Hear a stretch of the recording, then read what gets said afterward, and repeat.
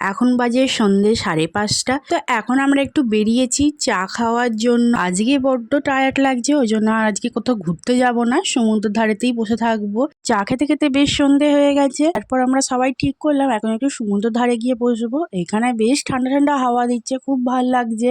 আমরা বেশ অনেকক্ষণই বসেছিলাম সমুদ্রের ধারে আর ঠান্ডা ঠান্ডা হাওয়া খাচ্ছিলাম। আজকে হচ্ছে গণেশ পুজো, তাই এখানেও গণেশ পুজো হচ্ছে খুব ধুমধাম করে। গণেশ পুজোর জন্য এখানে ছোট করে মেলা বসেছে, সেই মেলাটাও ঘুরছিলাম। আর এখানে অনেক অনেক দোকান, সেইগুলো ঘুরছিলাম। টুকটাক জিনিসও কিনে নিয়েছি। কি কি কিনেছি সেগুলো সব বাড়িতে গিয়ে তোমাদেরকে দেখাবো। ঘোরাঘুরির পর একটু আইসক্রিম খেয়ে নিলাম, তারপর হোটেলে চলে এসেছিলাম। কালকে ঘুরতে যাব, সকাল থেকে গাড়ি বুক করে নিয়েছি, ওই জন্য আজকে তাড়াতাড়ি খেয়ে নেবো।